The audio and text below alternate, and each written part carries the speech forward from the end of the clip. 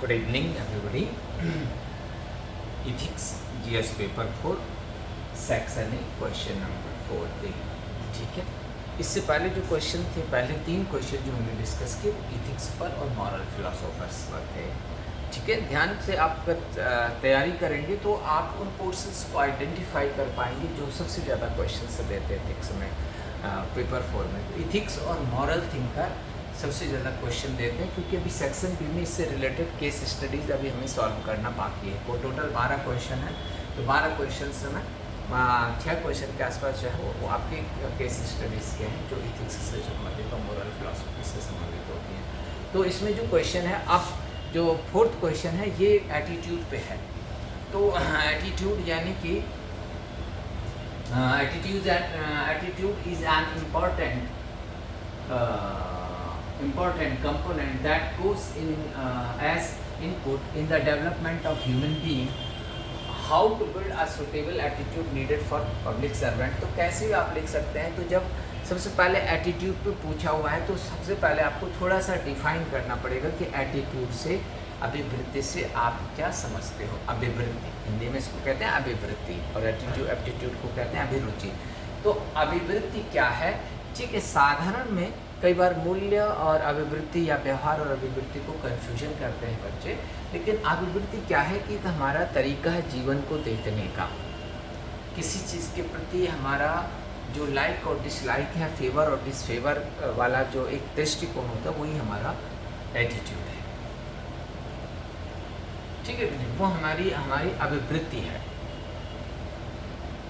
किसी चीज़ को हम देखते हैं, वो एटीट्यूड ऑब्जेक्ट होता है। किसी व्यक्ति के बारे में हमारी पहले से एक एटीट्यूड बना रहता है कि नहीं यार वो ठीक नहीं है, ठीक है कि नहीं। या किसी स्थान के बारे में एटीट्यूड क्यों बनता है, वो एक बड़ा विषय है जिस पर हम जब कभी लेक्चर देंगे इस पर तो बताएंगे, ठीक है कि भाई जिसका जैसे एक बार कोई केदारनाथ की आपदा में फंस गया रहा हो, ठीक है, और पहाड़ पे फंस गया रहा हो, तो उसका पहाड़ों के प्रति एटीट्यूड हमेशा एक नेगेटिव बन जाएगा, क्योंकि उसके लाइफ में वैसी घटना घटी। तो एटीट्यूड फॉर्मेशन बहुत दूसरी चीज़ है, बट एक हमारा किसी चीज़ के प्रति ये अच्छा है, ये खराब है, ये बढ़िया है, ये भला है, ये बुरा है, ये जो हमारा दृष्टिकोण है, यही एक तरह से हमारा एटीट्यूड है।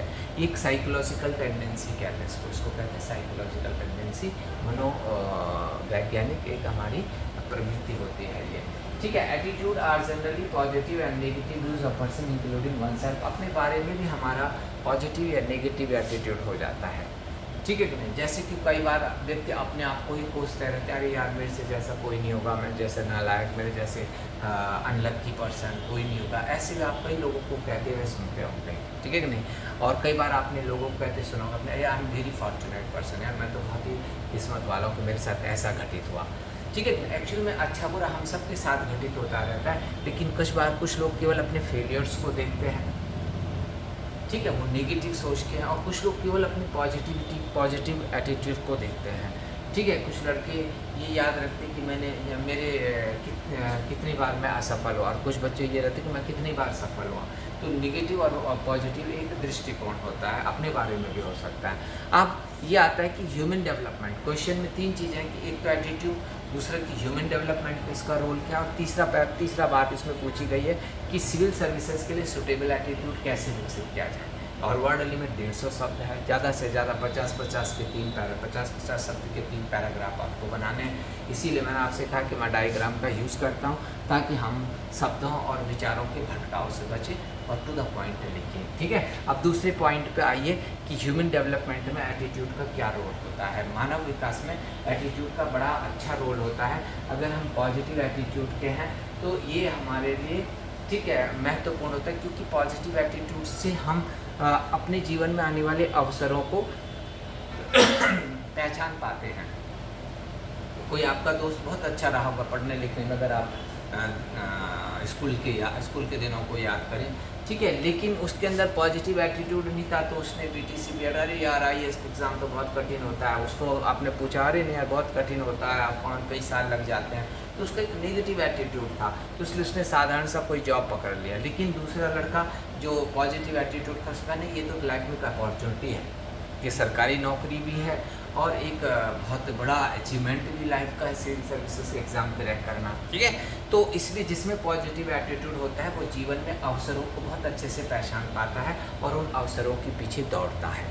नेगेटिव एटीट्यूड वाले व्यक्ति को अवसर नहीं दिखते जीवन में। दूसरा कि positive attitude helps to proper human development. It is mental attitude that see the good and good accomplishment in your life rather than negative and the failures. मैंने वही कहा कि पॉजिटिव एटीट्यूड हमारे ह्यूमन डेवलप, हमारे मानव विकास को एक तरह से ग्रो करता है, ठीक है, मतलब बढ़ाता है, मानव विकास की गति को बढ़ाता है। और हमारा जो होलिस्टिक डेवलपमेंट है, मेंटल डेवलपमेंट है, फिजिकल डेवलपमेंट है, वो बहुत अच्छे से होता है। एक व्यक्ति जो चिंताग्रस्त है, नकारात्मक विचारों से ग्रस्त है, उसका शरीर, उसका सोच, ठीक है, बिल्कुल संकुचित हो जाते हैं, लेकिन और उसका शरीर भी वैसे ही क्या हो जाता है, सूखा सादा सा लगने लग जाता है। लेकिन अगर वो पॉजिटिव एटीट्यूड का है, ठीक है, वो अपने जीवन में जो भी उसकी छोटी बड़ी उपलब्धियाँ उनके बारे में समझता है कि भाई ठीक है, अगर मैंने एसएससी का एग्ज़ाम निकाला है तो मैं पीसीएस भी निकाल सकता हूँ, पीसीएस निकाला है तो आईएएस का एग्ज़ाम भी निकाल सकता हूँ।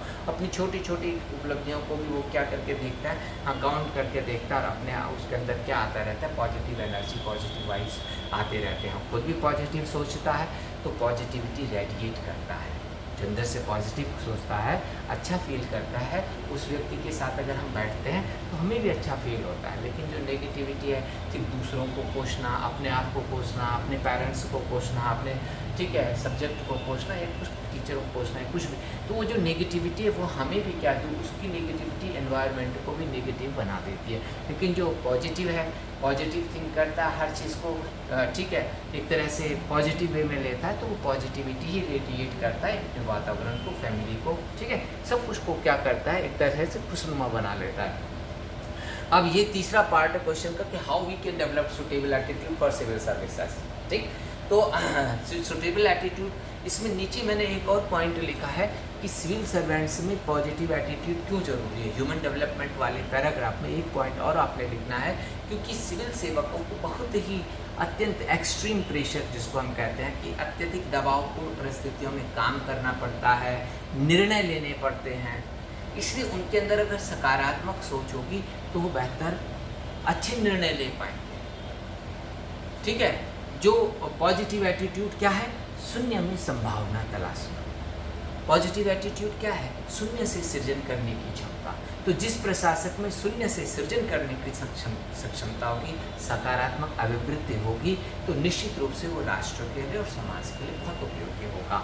अब रही बात कि सुटेबल एटीट्यूड कैसे डेवलप करें, तो लेट्स सी कि a civil servant with positive attitude will always uphold constitutional values like empathy, compassion towards the weak, respect for women, protection of the environment। जिस आदमी में पॉजिटिव एटीट्यूड होगा, जो खुद हंसता है, दूसरों को भी हंसाना पसंद करता है, ठीक है, जो खुद खुश रहता है, दूसरों को भी खुशियाँ वो बांटता है। तो the persons having positive attitude, तो कहा जा रहा है कि जिस सिविल सेवक में पॉजिटिव एटीट्यूड होगा वो संवैधानिक मूल्यों की प्राप्ति के लिए समर्पित होगा। संवैधानिक मूल्य समता, न्याय, समानता, महिलाओं और गरीब वर्गों के लिए विशेष दया, ठीक है, और आपका आजकल पर्यावरण संरक्षण, ये सारे वो ज़्यादा अच्छे ढंग से कर पाएगा।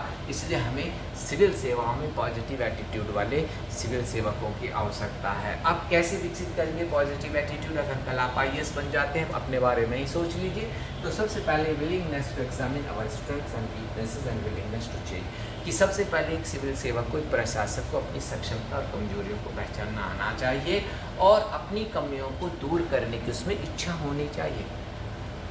अगर मैं स्मोकिंग करता हूँ, ठीक है, और स्मोकिंग के कारण मैं देर तक नींद नहीं आती है, तो ये मेरी कमी है, क्योंकि वो प्रशासक वो क्या नहीं कर पाएगा, फुल अगर नींद पूरी नहीं होगी तो कल वो प्रशासन में क्या नहीं कर पाएगा, बेहतर से ढंग से निर्णय नहीं ले पाएगा, ठीक। अगर उसको एक नेम फेम वाला प्रशासक बनना है तो उसको अपनी कमी पहचाननी होगी और उसमें उस कमी को दूर करने की इच्छा भी होनी चाहिए। दैन कि being open to new ideas and concept, हाँ हमने बहुत पढ़ लिया, आईएएस की तैयारी के दौरान हमें तो सब कुछ आता है, हम सर्वज्ञ हैं ना।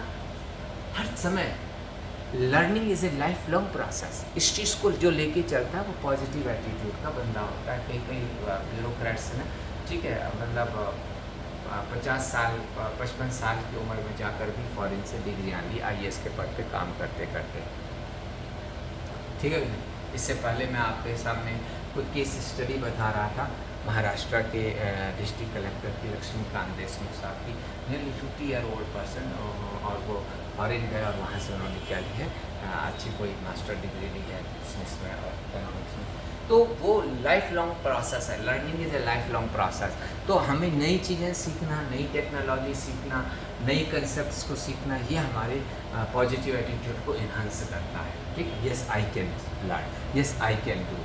Then possessing the will and the courage to address our fears। हमारे अंदर नाना प्रकार के भय होते हैं। मैं ऐसे करूँगा तो ऐसा हो जाएगा, ऐसे करूँगा तो ऐसा हो जाएगा, कहीं मेरे साथ ऐसा ना हो जाए, कहीं मेरे साथ वैसा ना हो जाए। तो ये हमारा एक नेगेटिव एटीट्यूड है। तो हमारे जो अज्ञात भय हैं उनसे उनको समझना और उन्हें दूर करना हमें आना चाहिए। एक प्रशासक को उन भयों को पहचानना चाहिए जिन भयों से वो डरता है। ठीक है, तो भयों से डर के आगे जीत है।